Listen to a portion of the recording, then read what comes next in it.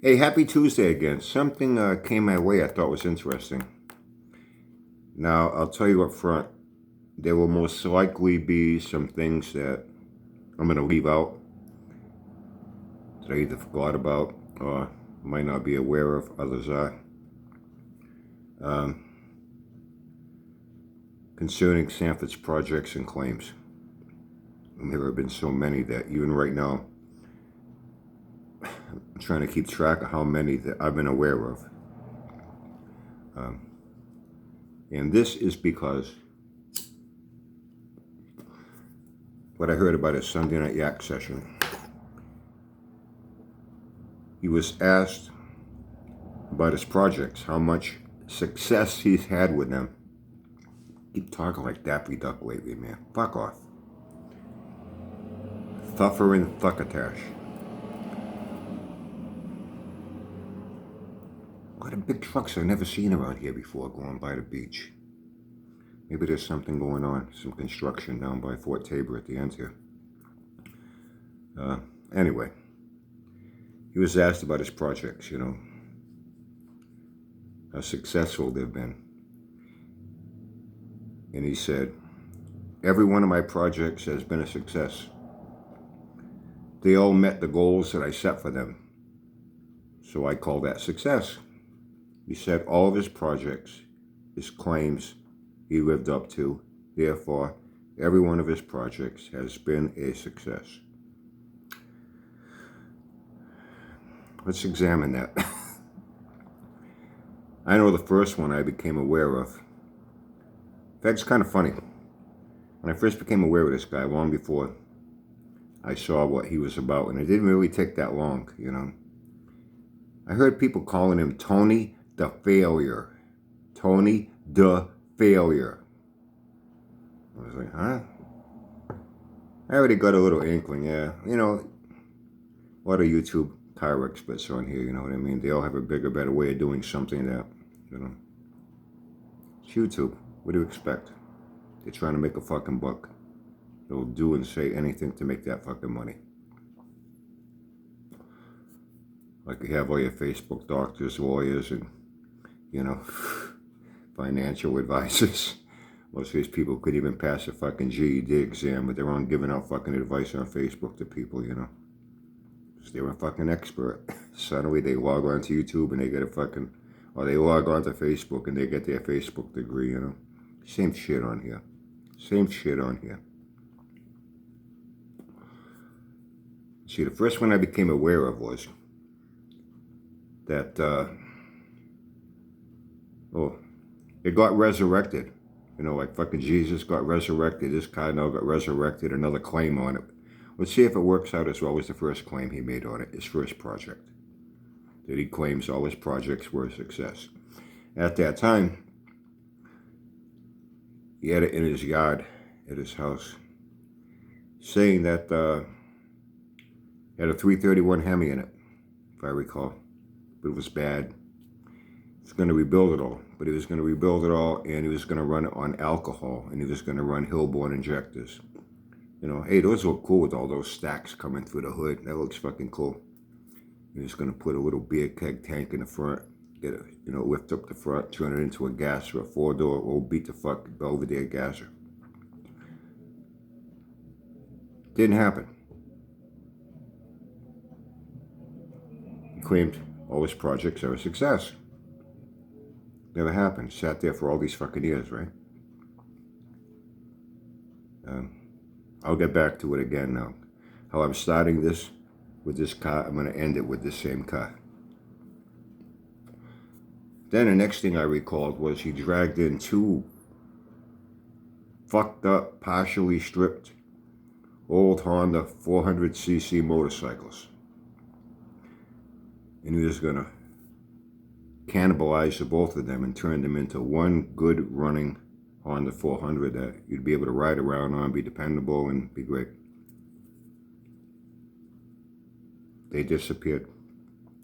Probably sold it for scrap or flipped it. That's another successful project. Another success with a claim. Stay with me here. Gets better.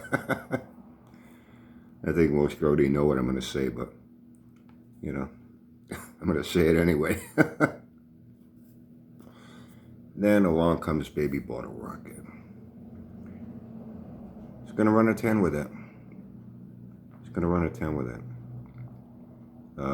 With Nitrous, we all know the deal with Nitrous Express.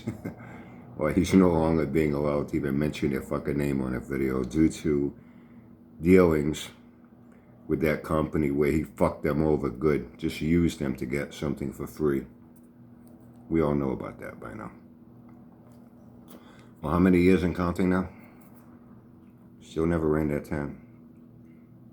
He's had countless breakdowns, countless excuses, countless retirement sitting there for months and years not touching it, and hasn't run that 10, never will. It's retired officially now, as we know. He said it himself. See, that's what I like about him. He does all the work for me. I don't need to make these things up. All I need to do is simply talk about what he says, his claims, his projects, what he brags on, his junk, along with bragging on himself, claiming their success and stating facts that are diametrically opposed to his claim of success. That's why some people back then, maybe today, still call him Tony the Failure. He's been a failure in everything in his fucking life. Failed business owner, failed magazine, failed pizza delivery driver because he lost his license for life, and failure in other areas that caused some legal issues that prompted him to fucking hightail it out of New York as fast as he fucking could to avoid problems.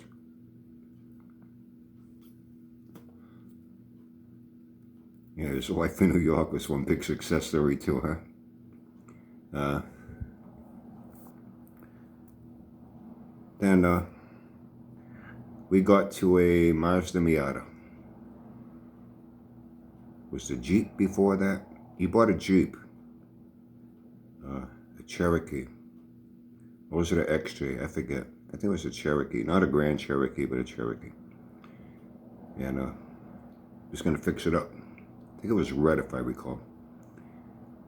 It didn't have the front drive shaft for the front wheel drive, for the all-wheel drive, four-wheel drive to kick in. It was just running off the two back wheels. When he took it out in the field, did a few donuts with it, tried going up a little hill. That fucking Stephen Hawking in his wheelchair could have easily made it up that little fucking hill, and fucking transmission transfer case blows out on it. Fucking dead, dies right there. He's going to fix it up. Another project, another claim. And even had some people on with some Jeeps. They have some off-roading, four-wheeling club. He was going to join their club. He's going to join their club. And do a whole series on off-roading. Now he was going to be an official member with them. If I recall, he ended up selling that. Didn't he sell that to one of Al's relatives? He pawned it off. He never fixed it. Never did anything. One of Al's relatives or something that lived somewhere in Alabama or whatever was looking for a cheap Jeep. Just something to take out. I guess he does hunting, whatever, you know. Just something cheap that at least ran and he could fix it up cheap and just take it out in the woods and, you know. He ended up selling it, pawning it off. Then he had his bathtub and kitchen, engine, and head porting built. He even showed an engine block sitting in his fucking... I don't know about you, but in the kitchen we eat, we like to keep things clean, germ-free, as best we can. You don't want a fucking engine sitting in your fucking kitchen, you know what I'm saying? And he was going to port the heads in his bathroom in the bathtub. Two more of his project, his claims. I don't think he got any success with that either. He abandoned that as quickly as he spoke about it. They were gone and forgotten. Then we get to the Mazda Miata. The world's first Mazda Miata with a slant six, but its purpose was, once it was done, he was going to enter it in an autocross event, but he had to find a driver. He had to find a driver to take it for him in an autocross event. That's the one that as soon as he got the engine in it, he took it out in the parking lot and blew the fucking rear end, blew the axle out of it. Kind of like what happened with Baby Bottle Rocket at the track that night when he spit that fucking axle out. Track work was running. The whole axle wheel still attached. We're flopping around, almost took the fucking tree up. I think I even wrote a song about that one time, didn't I? Part of my Uncle Sanford's Greatest Hits Collection, Volume 1, using the Rolling Stones. Hey, Sanford, get off of my track. Hey, Sanford, get off of my track. Hey, Sanford, get off of my track. Spitting out parts we don't want you back. Made a mess of that fucking track. Reached up 400 feet, and then when it dropped down, it dug into the... Fucked up that track. Real good track owner was not too happy with him. Didn't even know how to take his foot out of it. Yeah, on 3 wheels. Yeah. Hitting that whopping, 65 miles an hour on the 8th mile. He failed tech with that too. When he did try to take it to a quarter-mile track. You know about that, right? He failed tech. They sent him home. Get this fucking junk out of here. Or this, in that Mazda, besides getting that, he fixed the rear end, the rear axle on it. And he also built the firewall out of plywood. He's a great fabricator. Great fabricator. That's why he didn't do any of the fabrication on the MC Hammer car, converting it to a 2-door, getting that nose all together, turning it into a one-piece tilt nose. Al had to do all that, along with the wiring and just about everything else on it. Sanford only built the engine.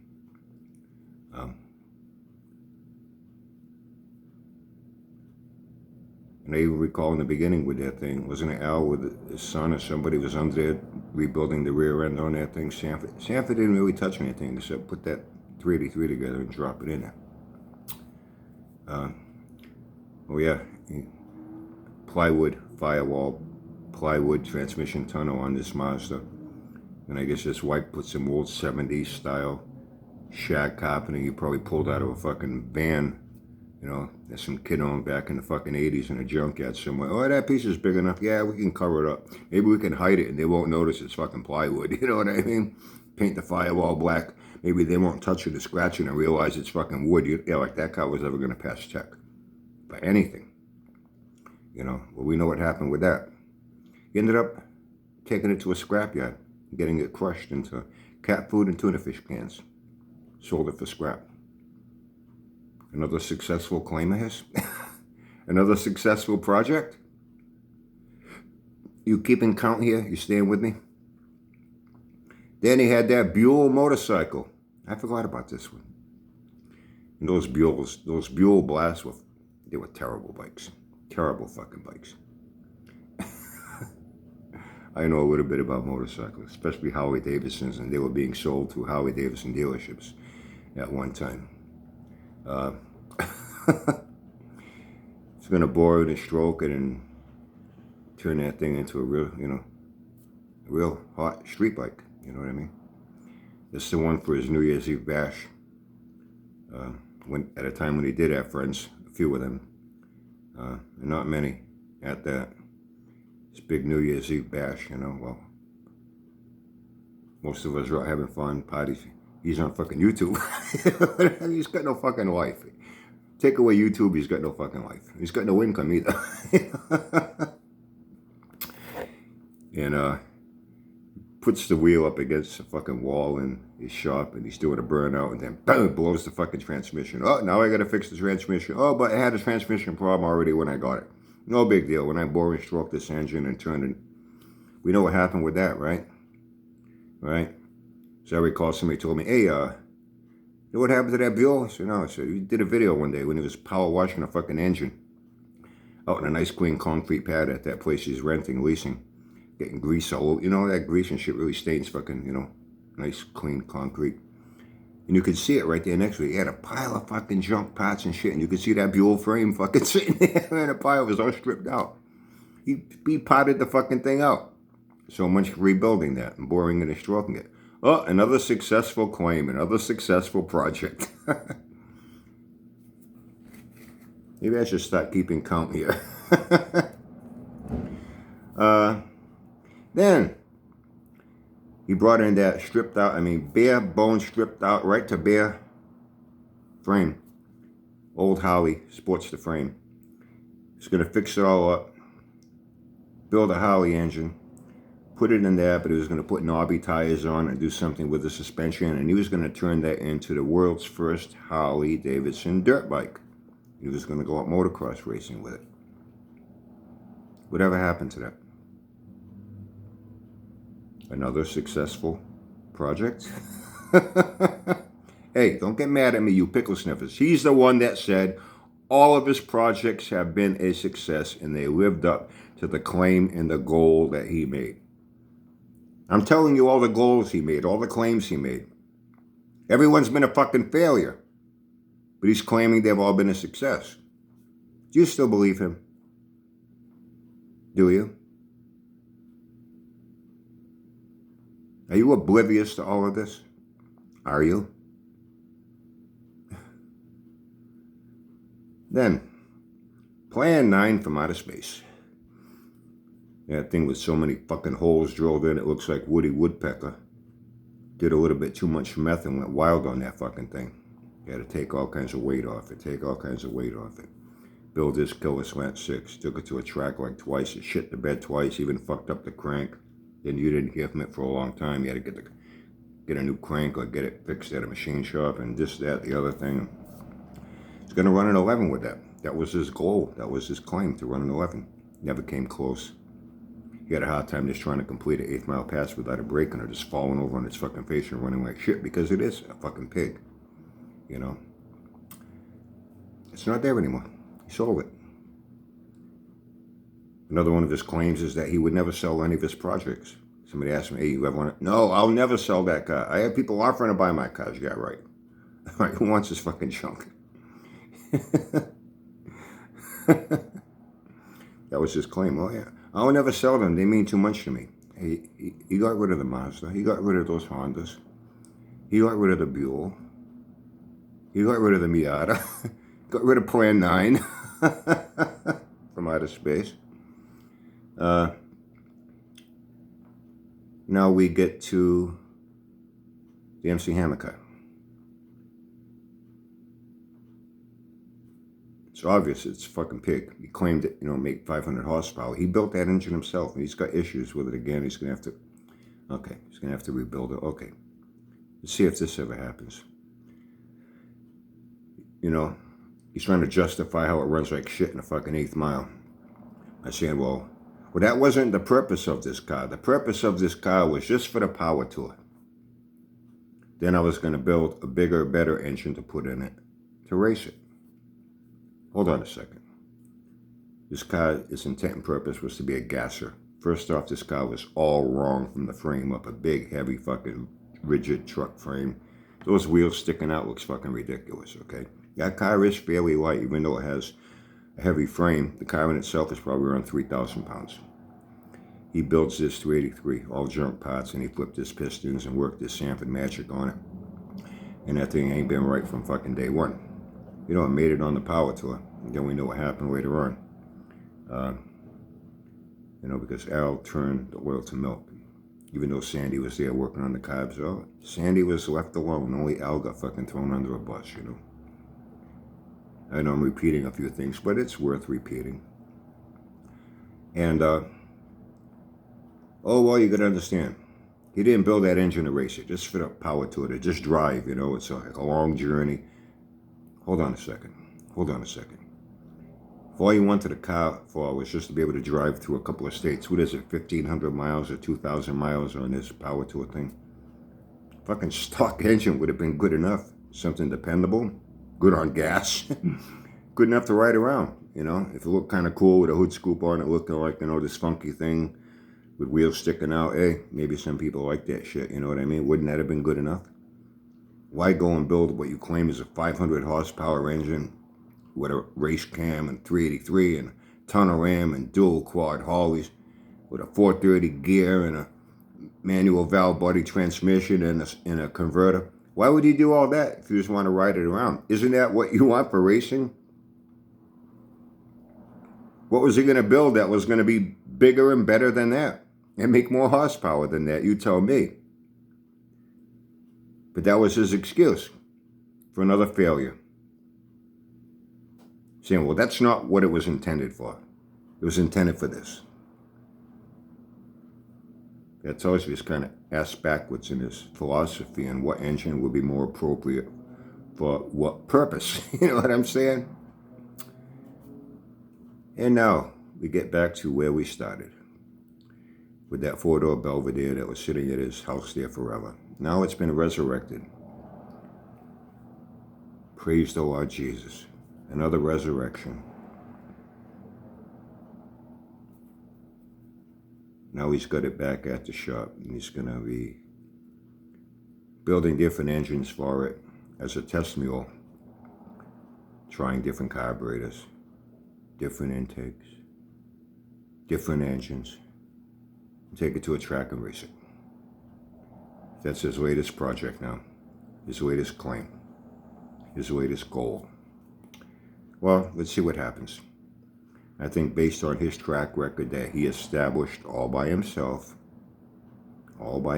he's established this track record that I've spoken of, beginning with the same car, giving you the history of all his claims and projects he claimed have all been a success.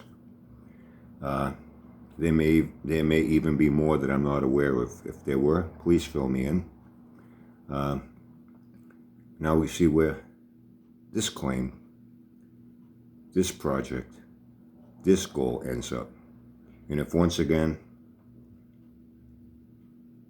safe to assume it'll be a failure, it may not even get to any significant stages of completion.